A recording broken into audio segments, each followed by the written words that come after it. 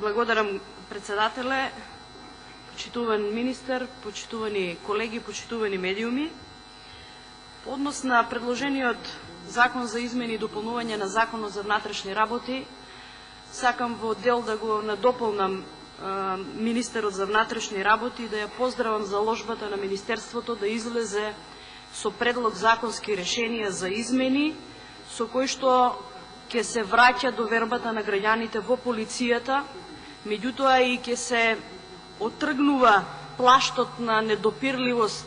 и користење на моќта на униформата од страна на овластени службени лица и полициски службеници, кои што во вршење на својата службена должност, но и надвор од неа, во минатото се покажале дека и ги злоупотребуваат истите и ги користат за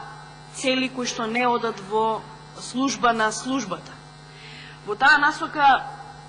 овој предлог закон опфаќа, како што кажа и самиот министер, неколку механизми на надворешна, формална контрола на работата на полицијата, наспроти формалната контрола која што ја имаше народниот правобранител, ја имаше јавно обвинителската фела и ја го имаше собранието. Ова е доказ плюс дека заштитата на човековите слободи и права и еднаквоста на граѓаните, на сите граѓани на Република Македонија, без разлика на која професија припаѓаат,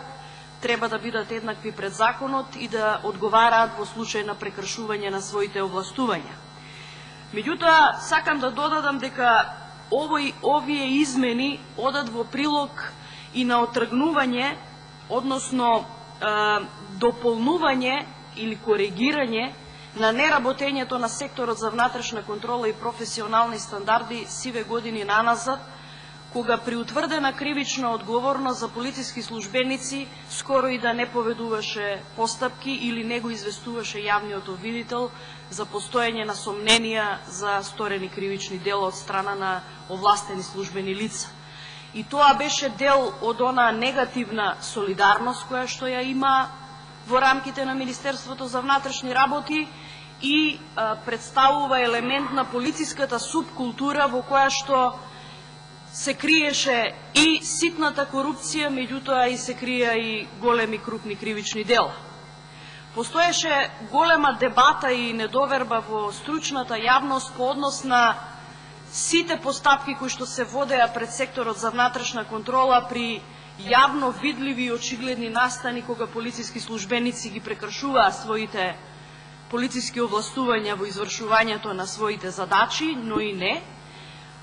Само да подсетам дека примерот со убиството на Мартин Нешковски отвори една многу широка дебата во јавноста по однос на тоа дали полицискиот службеник постапува и ги употребува службените овластувања за време и вон работно време. И дали полицискиот службеник има работно време. И тоа е добро што сега во овие надворешни формални механизми за контрола се нотира дека предмет на овие механизми се за контрола се и пречекорувањата на овластувања во кои што има смртни последици или телесни повреди и останати нечовечки и нехумани однесувања кон граѓани за време на вршење на службена должност, но и вон вршење на службена должност.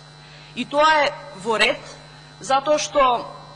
сигурно граѓаните со вас поделиле сознанија дека многу полицајци се и локални шерифи, кои што заплашуваат, извршуваат задачи кои што не им се дадени од работното место од каде што работат, и ова е една дополнителна можност тоа да се сузбие. Меѓутоа, овие измени исто така даваат можност и да се направи да се формализира процедурата за утврдување на дисциплинска и кривична одговорност во рамките на Министерството за внатрешни работи, кога во случајот субјектот кон кој што се води постапката е полициски службеник или овластено службено лице. Зошто го велам ова? Ова го велам од фактот затоа што во минатото во Министерството за внатрешни работи имаше случаеви кога во водење на дисциплински постапки се искористуваа механизми на кривична постапка без соодветна постапка и без соодветни дозволи на овластени органи кои што требаа да дозволат мерки кои што се предвидени во Законот за кривична постапка. Да кажеме како за пример, во утврдувањето на некаква дисциплинска одговорност заради нарушен углед на Министерството со објавување на слика на полициски службеник во униформа се користеа елементи од компјутерски истраги за да се докаже автентичноста на профилот на полицискиот службеник кој што објавил одредена фотографија, а сето тоа надвор од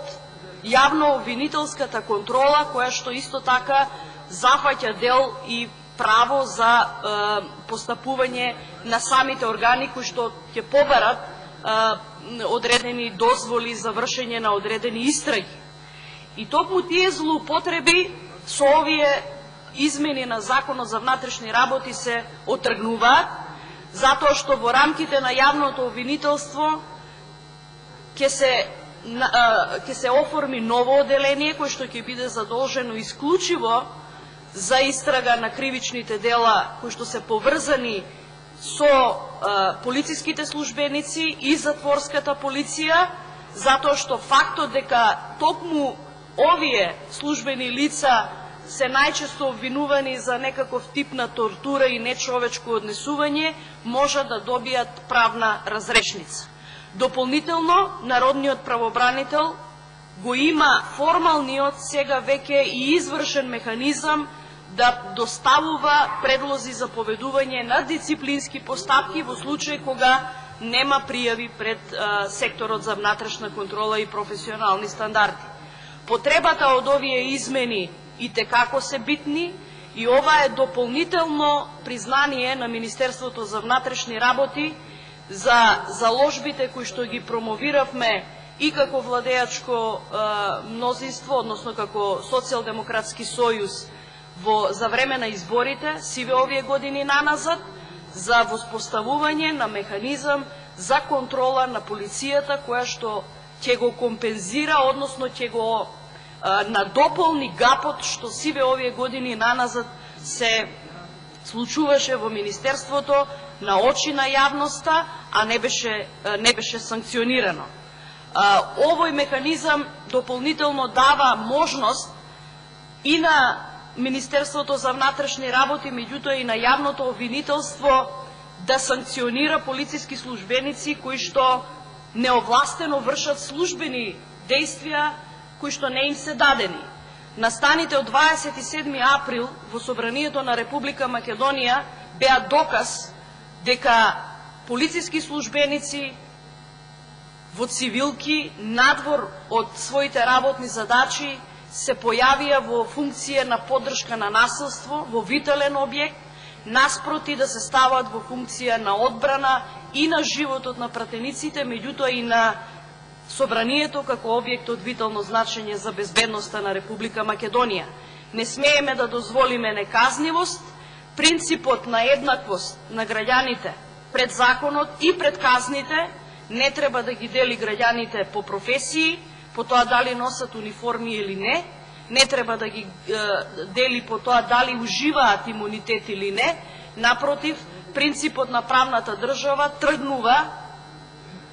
се препознава по еднаквоста на примената на законот, независно за кого се однесува. Благодарам, ќе го поддржам предлог на измените на Законот за внатрешни работи.